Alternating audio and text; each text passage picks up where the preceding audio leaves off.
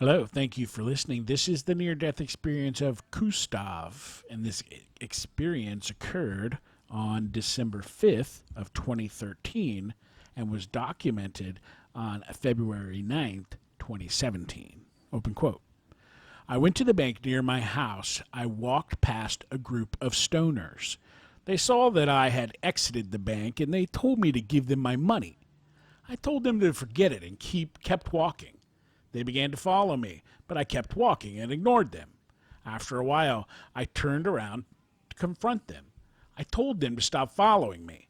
I said that they had nothing better to do with their lives than to harass a random citizen of the town. After this, one of them pulled out a hunting gun. It was not the same as the guns people use in the U.S. or the guns portrayed in the media. It was a rather small gun. A regular shot would not have done much. But one of the young men put the gun to my head. He told me to give him my money. I told him to wait 1 second while I was reaching in my pocket for my wallet. He understood that my saying 1 second was a form of resistance, even though it was not. He shot me. Suddenly, I hovered over my body. I could see one of the youths kick me in the head as the group walked away. I tried following them while shouting at them, but they could not hear me. Another person who had witnessed the whole thing from afar had already called the police. Help was on its way, but it needed to be fast. I watched as the paramedics came. 3 men came out with a stretcher. What does it matter, I thought. I'm already dead, so this is absolutely useless. I ended up leaving this scene. I was able to float very quickly. I was surprised that there didn't seem to be any spirits yet. I decided to go to the farmhouse that I grew up in as a child. I went into one of the fields and found the grave of my childhood companion, my cat Elmar. I remember he died when I was 10 years old, and I missed him ever since. I could see my messy childhood handwriting as it said, Elmar. The sky went completely black. I could not see anything. It was almost as if nighttime had just suddenly come, without any warning and without any lights. I was in utter blackness. I saw a bright white light. It was going upwards. I decided to float up toward the light. I managed to float into this stream of light. Suddenly, I felt very cold and was shivering. As I was rising, I saw snowflakes. I saw a piece of floating land in the distance. It had one pine tree and covered in snow. I was still so cold, but decided to go to that tree. Below the tree, I heard a meow. I looked down and saw Elmar. Elmar was a white Persian cat. I could not believe it. He was watching me. His beautiful green eyes and long, luscious white fur. Suddenly, I realized I had hands. I was surprised by this. I picked up Elmar. While I held him, he purred. No longer did I feel cold. His fur completely warmed me up, and I felt the energy of his love. It was just like old times. I began to cry in feeling of happiness. I could even smell him, exactly the way he used to smell. I put him down and could tell from his purring and rubbing up against me that I would be okay, whether that meant returning to life or staying on this floating island. Then I realized Elmar's eyes had the same look as I remembered when something got his attention. In one giant leap, he leaped off the island and into the horizon. I was alone. Then I heard a powerful voice. It told me, Kustav, it is not your time to die. Elmar will be here waiting for you when you get back.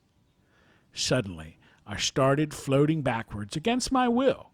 It felt as though I was getting pulled back. I was floating back down.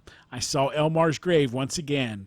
From there, I was floating back until eventually I could see the hospital where I was. I saw my body lying unconsciously on a hospital bed. I went inside my body. I woke up but could not talk. I felt pain, but I felt warmth in recalling what I had just experienced. End quote. Wow. What a great story. His pet cat Elmar, who he missed since as a little boy, was on an island and made him feel comfortable. And, I also really enjoyed the description of going back into the body. It was so interesting. He goes back, he floats back.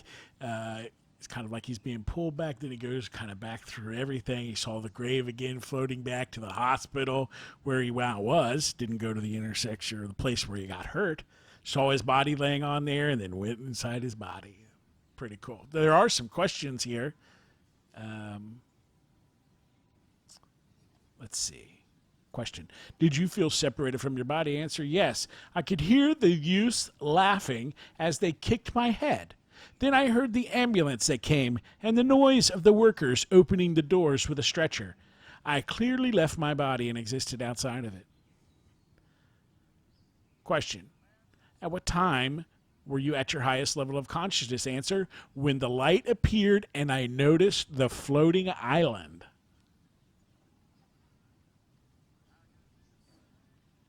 Comparing your vision. Answer, it felt similar to everyday life, but I was more aware of details such as the writing on the gravestone.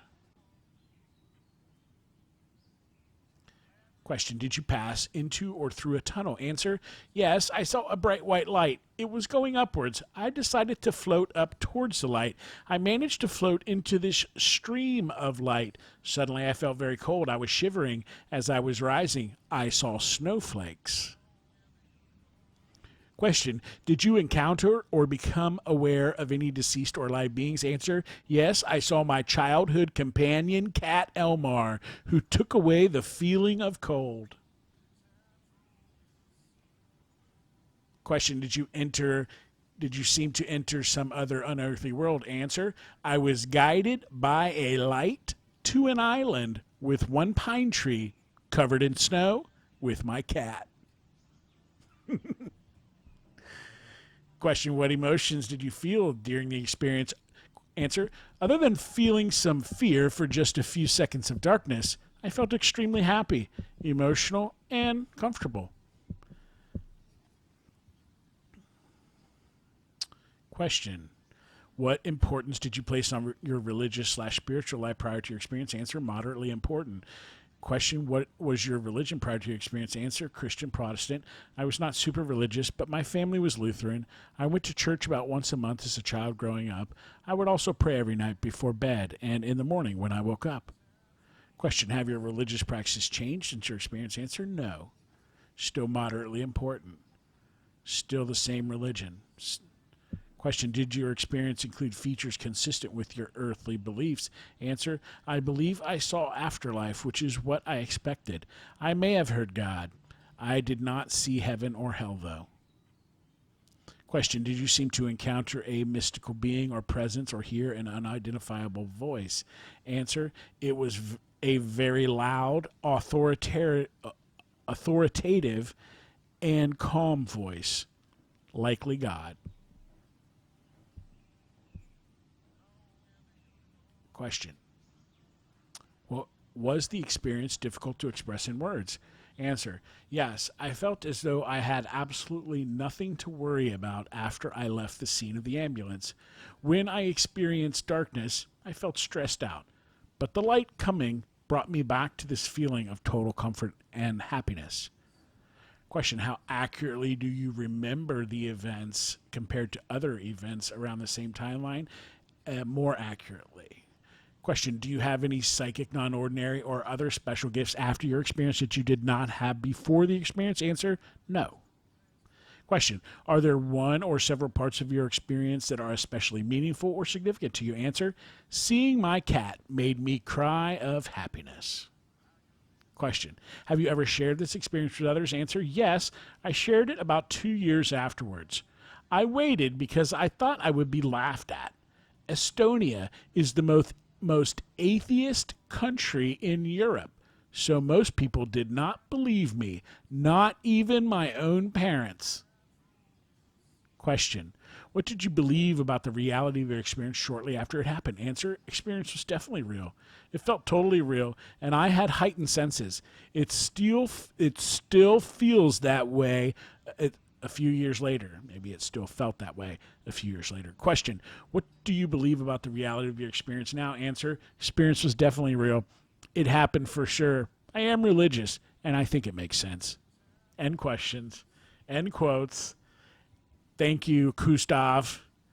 And we'll be looking out for your pet cat, Elmar, as well. Thank you for listening. Have a great day.